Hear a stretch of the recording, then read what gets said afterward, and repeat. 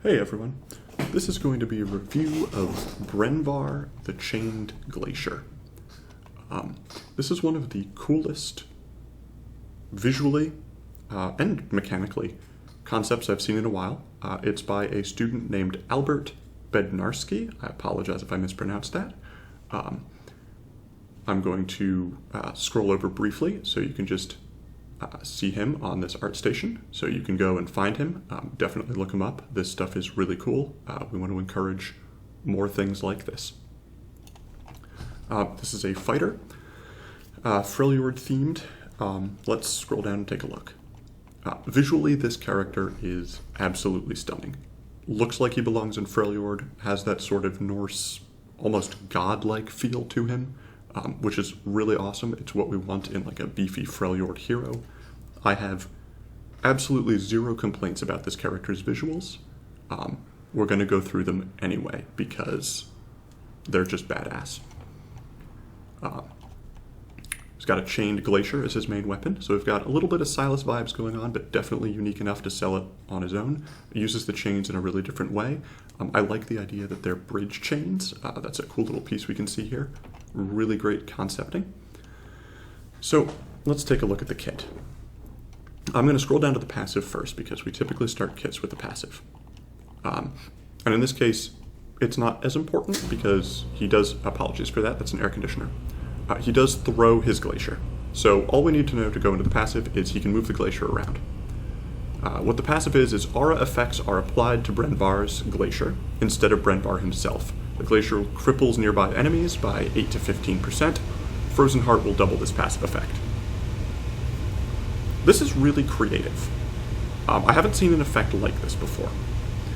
My concern here is that from a design perspective, this locks him in to aura effects in some ways, because if you're not getting them, your passive is not actually that useful. It's also a little confusing for enemies who are used to effects radiating from an ally, and also because what an aura effect is not always clear. Lulu's ult creates an aura around you. Does that trigger this? I'm not sure. My guess is no, but still. So really creative. Less sold on the actual implementation of it. I would personally like to see the effect of being near the glacier increased and possibly reduced if it is on him, so that if he's holding the glacier, you just don't default cripple everyone around you always. That's pretty frustrating for some characters to deal with. They don't have a good way to counter that, so you just are better against them by existing with no input or skill required on your part. That's something that is frustrating for players to play against when it is up with 100% uptime. So really cool idea. I love the creativity of this. I'm not sure it's mechanically deep enough to make an interesting passive, and I think it forces purchases a little too much. I'd like to see this tightened into a glacier-specific effect, or a glacier-specific effect and also duplicating auras around him and the glacier so he can create two zones. That still kind of forces you into the aura item purchase, though, which is my problem here. Especially with the things like the upcoming mythics. I know this was 4 months in development. The upcoming mythics weren't there, but this effectively forces him into tank mythics, even if he'd rather have bruiser mythics, or I guess ability power, but he feels like a bruiser. It also messes a little bit with itemization because his power is based heavily on how many items with auras are good in the current meta.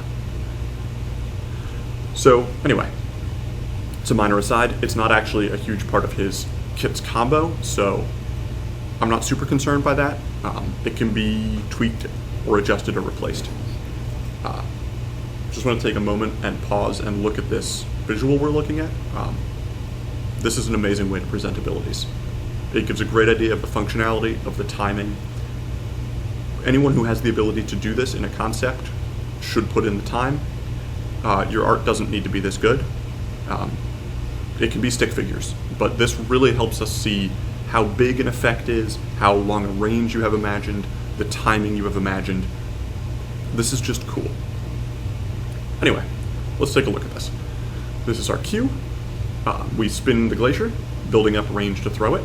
It will be thrown in the cursor direction, breaking champion terrain and knocking up enemies it hits. It will then stay connected to him with a chain on its final position until recast. You can move and will attack barehanded while the Glacier is out. Important thing, let me scroll down.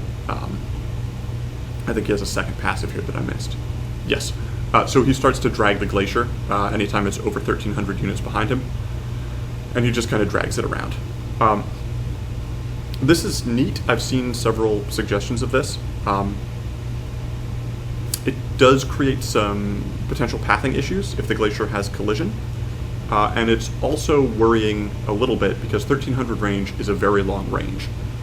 Anytime the Glacier is out, and you'll see why we'll want to keep it out sometimes later, you basically give away information of your exact position and everywhere you've been in the last about 4 or 5 seconds, 1,300. I think it's about 4 seconds on average. 4.5, which is a lot of information to give away for an effect that it'll be decent, but I don't think it's necessarily enough to give that away. I'd like to see this range tightened a little bit. I think it's a cool thing, but I really don't feel like you should keep it more than like 800 or 900 units away from you. Anyway, we'll get back to that. So, this is cool. I like the warm-up time. We can see from here, where is it? Right here. We do a full rotation, 2 rotations, so this probably has about a second to hit. I'm assuming it's going to cast in the initial cast direction. It might not. That has a small effect on how powerful it is, obviously, whether we can react to an enemy who's moved. I would like to see that clarified. And whether or not it's released at the same time, or building up range means the range of this ability is extended. That's another thing that's not as clear as it could be. But that's fine. The effect is really neat. It knocks up enemies on the way out, leaves the boulder there. We can then recast it. So my potential concern here is that this is a ton of crowd control for a basic ability. It is a big, fairly thick AoE, and as we can see from here, it's got a fairly thick pull range as well. So this means our most basic ability, Q is usually the I'm going to cast this frequently effect, knocks up on the way out, pulls and suppresses on the way back. Now, that's pretty strong, especially if these can be chained together. It almost needs a delay between recasts so the enemy has time to respond, because if you're knocked up by this, you're getting hit by the recast. And if you time it well, it's going to be whatever the maximum crowd control duration of that ability combo is. And it's actually a little worse than that, we'll see in the E. So I would like to see some power taken out of this ability. We'll get into exactly why later. I will say, really cool thing here, the barehanded attack. I like that. We'll see it plays in later. He actually gives us a benefit to keep the Glacier out. So let's move on. W. You exhale cold air and shield yourself by a small percentage of your maximum health, and you deal bonus magic damage when all shielded and while attacking barehanded. That's cool. I like the bonus to attacking barehanded, so you're encouraged to throw the Glacier out and leave the Glacier out for some bonus damage. That's neat. It would need to be fairly high to make up for the massive amount of crowd control, and I don't actually think you can get it high enough, especially because you have 2 shields on this kit. So you can spend a lot of time shielded and largely not need to worry about this. I like this. It's simple. The exhalation of cold air is odd to me, though, because that effectively means there's a slight delay in the shield applying. As we can see from the visual, there's the exhalation, and then he's shielded. Shields are normally immediate unless there's an effect attached. I would be curious to see whether or not it would be a decent idea to put power into that exhalation. He does have something like a cripple by the Glacier. We could magnify the cripple for anyone hit by that. We could increase the power of the shield for everything that he hits, encouraging him to actually like be in the thick of combat. There's some levers we could do there to make this ability a little more interesting than a flat shield button. A flat shield button isn't necessarily a bad thing, but whenever possible, I like to see if there's a way to kind of spice it up in a way that encourages interaction with the rest of the kit. Not a deal breaker by any means. Simple abilities are fine, but it does seem like an opportunity to encourage you to use this ability when you're actually in the thick of a fight versus just popping it defensively. And on characters that are kind of aggressive, crowd control teamfight characters, I like finding ways to encourage them to do that more, rather than just popping this to shrug off some Ezreal poke. Let's look at the W again. Bonus magic damage, cool effect, makes it nice visual difference on when that is. This is just very well done. Again, I have no complaints with anything in the visuals of this character. Let's move on to my favorite ability aesthetically. This is the Glacier Slam. It's usable when you are holding the Glacier. You leap forward and smash down with it, dealing magic damage to enemies hit, and stunning anyone that you've hit with it as well. In the center, I believe, it's enemies hit by the Glacier itself. This is awesome. I don't have any problems with this ability. It's cool, it's functional. It looks like it has a set range, which means it is a skillful ability. Abilities like this become significantly stronger if you can target them wherever you want. But the fact that it is a specific leap forward that does not seem to have variable range means that there's some skill required to land that stun. That's a good thing. Now, I will point out the range that you jump is about equivalent to the distance you pull an enemy with Q. Meaning if you hit Q1, Q2, remember Q1 knocks them up, Q2 pulls and roots them, and pulls the Glacier back to you, so you can immediately W and CC chain an entire area with 2 basic abilities. That is very concerning. It gets more concerning when we look at E2. E2 is an awesome spell. I really like the visuals. I like the delayed snap. This is neat. Problem is, it damages and roots everyone between you and the Glacier. And this means that most of our spells so far, of our spells that do damage, we have 4 of them. Q1, Q2, E1, E2, so effectively 4. 3 of them deal damage in a line, and that line is the same line. Unless you are dragging your Glacier, which you don't really want to do, because if you're dragging it, the only thing you can really do is snap E between you and the Glacier if anyone walks into it, which they probably won't, because you could snap E on them. The only thing you really have to do is Q forward, knock them up, press E, root them, press Q2, drag them in, and if the E's don't share cooldowns, you then hit E and you stun them.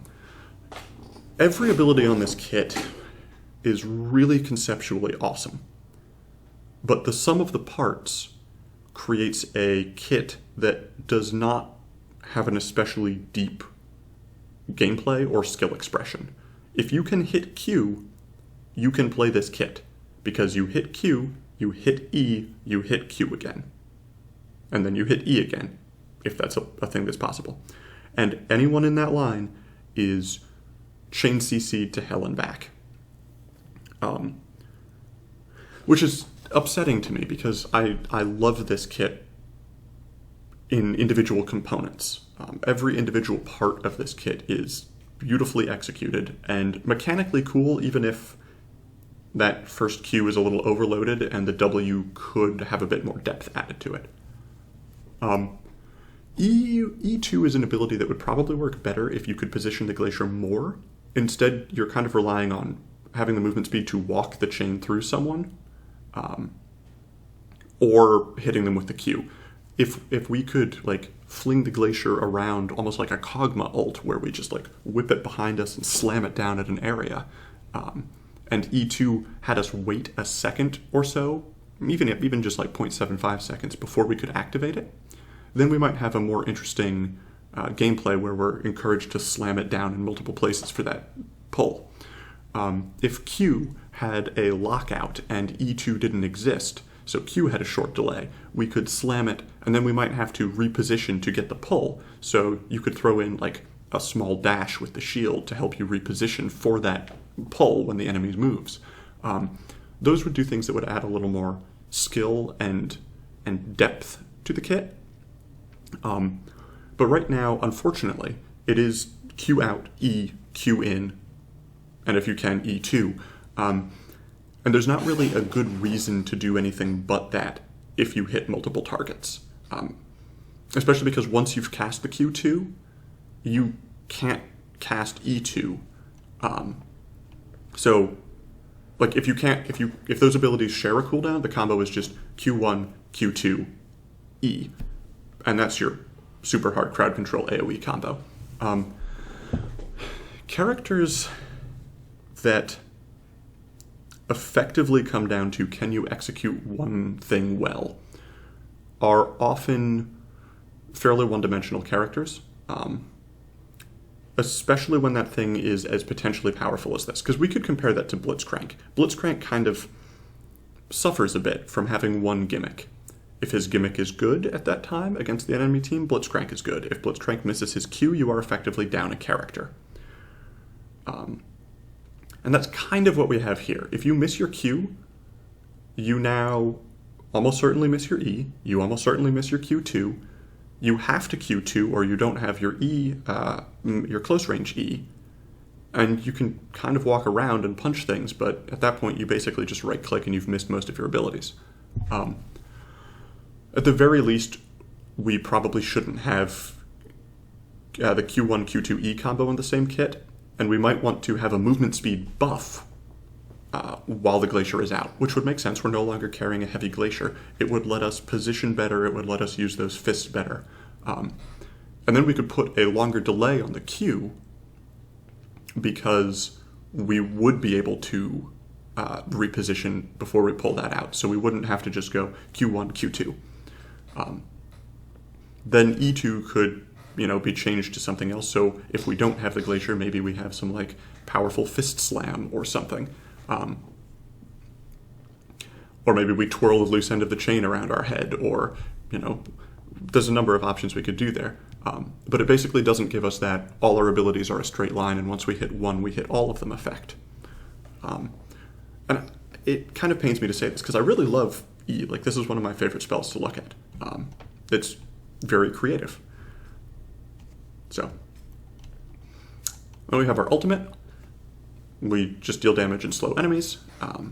If we enter the storm, we gain a shield based on your maximum health progressively. I don't really have a problem with this. Conceptually, it's fine. There's a big AoE around me or my Glacier is neat.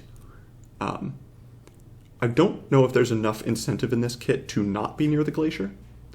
You do get some bonus damage, but in general your combo is just strong enough that that bonus damage has to be super high, or else you're just a utility monster. The progressively growing shield I don't have an issue with, but it also means that you're basically never going to want to use this ability when you're not in it. So this is something that you're going to basically use after your combo, so it'll probably be Q1 E, Q2 ult as soon as they get within range, because at that point the Glacier is near you and you're going to get the maximum shield out of the Glacier. The enemy is then going to be hit by your E2, or if it's just Q1, Q2, and then you have to pick an E, Q1, Q2, E1, and then get the Glacier going. There's not a ton of incentive to have just the Glacier going, and you don't have enough Glacier repositioning ability to risk using your Q just to reposition the Glacier. So this is another ability that would work better if we had a better way of juggling that Glacier around. It's really starting to make me think that, and also if the shield didn't have to be on you all the time. Maybe it was just like the first time you enter it, or every X seconds. I think a lot of this kit would benefit from more Glacier juggling. Throwing it is a cool idea, doing things with the chain is a cool idea, having power when the Glacier is off you is a cool idea. Tying the only way to get the Glacier off of you to a very powerful chain crowd control combo that hits multiple targets means you are disincentivized from doing any of the interesting things with the Glacier that the kit lets you do. There is so much strength in that Q1, E2, Q2, then if you can E1 combo, that's basically all that you're going to be fishing for. And anytime you don't hit it, a lot of your kit feels relatively useless. So again, this is not saying that the individual elements in this are badly designed, because with the exception of a bit of a power overload on the Q, everything in this kit is either solidly designed and relatively simple, or really conceptually neat.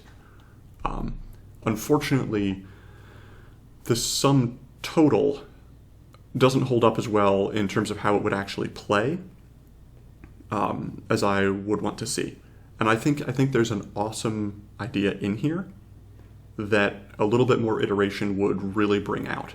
The first thing I would do is I would decide whether this is a character who repeatedly throws this Glacier around, whether this is a character who should feel strongest when he has the Glacier, which I will admit is what makes sense to me, because you have this mighty Glacier that you're hitting things with. I'd like that to feel strong. Or if this is a character who should feel strongest when he divests himself of that by throwing it somewhere. And then I would try to double in a little more on that. Specifically, looking to make sure that I have interesting opportunities to use my abilities without feeling like I have to chain them together to be effective. I also would probably, I hate to say it, I know this is neat, but I would probably get rid of dragging the Glacier in favor of either giving you a more reliable way to snap it back, or just making dragging it part of your default stance. And that's because there's really never an incentive to do this. It puts you at a disadvantage in terms of the information that it gives your opponent. And while it does create a don't walk here area, it does so in a fairly frustrating way because you can't counterplay it, really. It's not time gated. If he walks through an area and leaves the chain there, walking past that line will root you, and he can stay there as long as he wants. So unless you directly jump on him, which he's fine with, he'll just hit Q, pull it back, and use the combo I mentioned. There's not a lot you can do about it. But it also means that he basically has to either walk the chain through you or put his Q on cooldown to pick it up, which means he can't do the combo he wants. So this is neat, but it puts the character in a position that is simultaneously frustrating for enemies and not especially engaging for Brenvar. Anyway, I hope this was useful. I don't want it to come off too harshly. I think you have some really cool stuff here. Your art is absolutely astounding. Your abilities are creative. But I think in general, the kit is at what I would call a great initial experiment point. Everything on this is an ability that if someone gave me an idea document that was full of, here are a bunch of ability ideas I concepted, this would be one of the best ones I've seen as far as stuff we can work with. I know I just gave it a lot of criticism, but I absolutely love the creativity and work that you put into this. It really shows. I just think there are some areas where it is in need of improvement and some areas where it would benefit from a second look at the gameplay patterns that this kit creates. Hopefully this was of some use to you. If you have any questions, comments, etc., feel free to drop me a line.